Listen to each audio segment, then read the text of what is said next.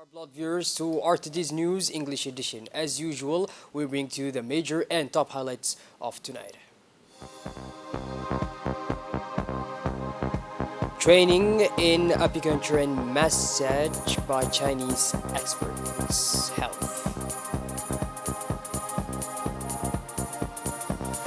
And on the international scene, in Indonesia, fatal collision between two trains, 3 dead and 28 injured. Those were the major and top highlights. Welcome back to our newsroom, our beloved viewers. The Ministry of Health, through the management of the CHU of Djibouti and in close collaboration with the 22nd Chinese medical team of the CHU, organized a training course in acupuncture and massage for the health personnel of the health structures for the capital and the regions of the interior. The training provided by the Chinese medical teams was attended by doctors, nurses. The aim of this training course on traditional Chinese medicine is to enable Djiboutian learners to acquire basic theoretical knowledge, familiarize themselves with general acupuncture and massage manipulation, and master techniques for training patients. The training took place over 2 days, with practical knowledge acquired during a 2-month apprenticeship in the acupuncture department of the CHU of the General Peltier Hospital. The opening ceremony was attended by the senior advisor of the Ministry of Health and the Economic and Commercial Counselor of the Chinese Embassy in Djibouti.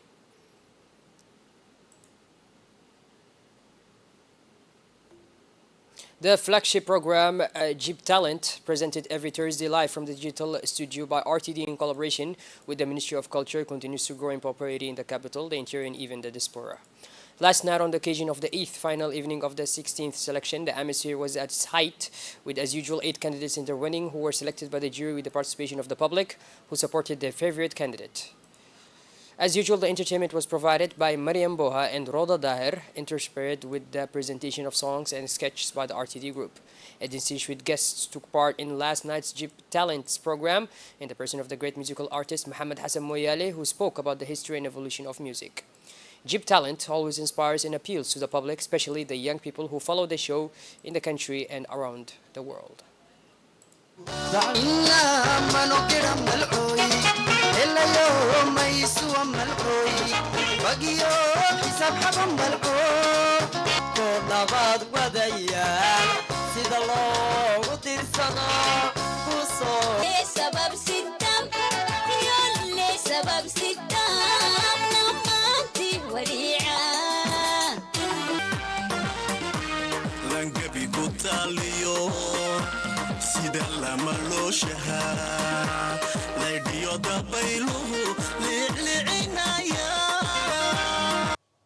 markay dhameeyaan riwaayadoodii waa la isku imanayaan kama yaalaba saanbuuse afar gees leh maqaaxida maqluub buu yaallaa maqluub baan tago saddex gees buu ii keenay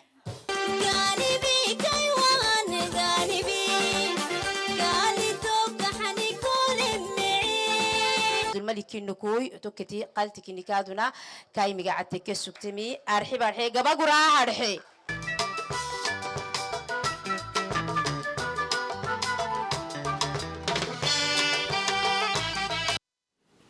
As announced, victory went to 2 young GEP Talent performers, Willow Samiri from Arta and Muhammad Ahmed Abdullah from the capital. After deliberations by the jury and a countdown of supportive SMS messages, both Willow and Muhammad were selected. Let's watch.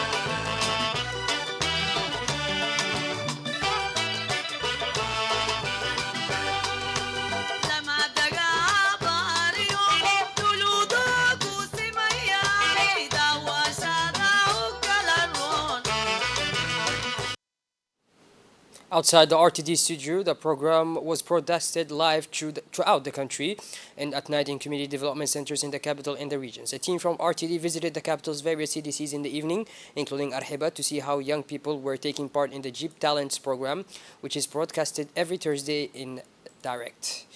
In the CDC, the atmosphere was electric, with many young people watching.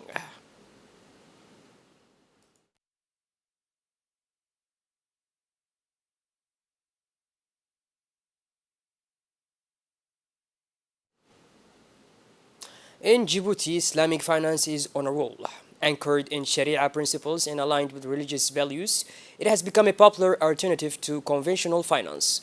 This spectacular boom is emerging as a key player in the Djiboutian economy, a dynamic sector that is already bearing fruit. Let's watch.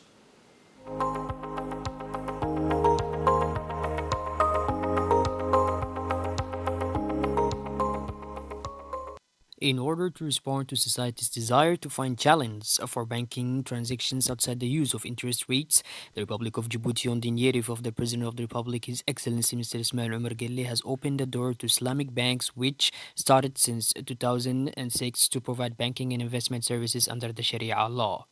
Since then, Islamic banks have attracted many customers who have found the possibility of meeting many of their economic aspirations, while the products of certain traditional banks have become traditional products and without them conforming to their requirements.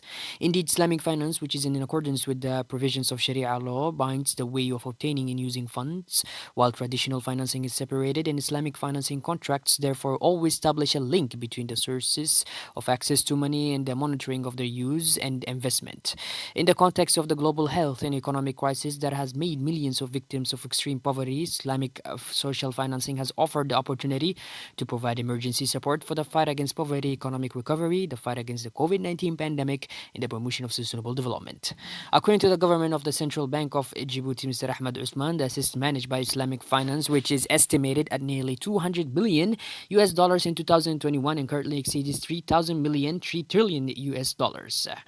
In recognition of the leading role played by Islamic banks in Djibouti, namely Sabah African Bank, Salam African Bank, as well as East African Bank, where the first received the International Commerce Award in Islamic banks, the second won the award for Human Capital Development in Islamic financial institutions, and the third the award for financing SMEs. This was done during the International Islamic Finance Awards Jeva ceremony during its 12th session, which was held at the Campus Key Hotel under the high patronage of His Excellency, the President of the Republic, Mr. Ismail Omar Guelleh, in September 2022. One of the best known formulas of Islamic finance, Murabaha, which is one of the products of Islamic banks, have been adopted as an alternative banks to have been system and contributes effectively to the promotion of society and to the establishment of investment and development projects compatible with the principle of the universality of banking operations. The head of South African Bank in Djibouti explains to us the progress of Islamic finance in Djibouti and the progress it has made for more than a decade and a half. The Director of Local Finance and Investment Department of South African Bank, Mr. Amin Abdullah, said that Islamic finance means providing financial services in accordance with Islamic law and its principles and rules, emphasizing that Islamic banking is completely different from the traditional banking in several respects. Speaking about these differences, he asserted that traditional banks mainly borrow on predefined interest rates, unlike Islamic banks. On the other hand, Mr. Amin Abdullah pointed out that Murabaha is the predominant formula in most Islamic banks to its facility of condition, where the bank buys the commodity that the customer needs at its sources and then resells it to the customer, provided that he pays the amounts due in installments and within a specific period. Although the demand for Islamic finance is significant, there is a need to increase awareness about Islamic finance products to keep pace with their growth in the markets and to address the lack of awareness among individuals about the characteristics of these Islamic products. Shifting gears towards the international scene now, new Israeli army bombardment of the Gaza Strip leaves dozens dead. The Director General of the World Health Organization, Tedros Adhanom Ghebreyesus, has condemned the Israeli attacks on the headquarters of the Palestinian Red Crescent Society, the largest city in the southern Gaza Strip. Speaking on Platform X, formerly known as Twitter, Ghebreyesus described the strikes as senseless. The WHO chief also said he joins international calls for an immediate ceasefire to meet the basic needs of Gaza civilians, such as food, medical supplies, and water. A collision between commuter trains in Indonesia on Friday left at least 3 people dead and 28 injured, according to the authorities. Footage broadcasted by the Metro TV and Compass TV channels showed passengers being helped out on the carriages, some of which were completely derailed. Ambulances were dispatched to take the injured to hospital. Police said the collision occurred at 6:30 a.m. near the capital of West Java province, Bandung. The 3 people killed in this incident were members of the train crew, said Ibrahim Tompo, regional police spokesman, adding that a total of 478 passengers were on board the trains and that the 28 injured have been taken to hospital. Well, but this, our blood viewers, we finally conclude this edition. Thank you for being with us, and make sure to tune in later for more. Have a wonderful evening. Thank you for joining us.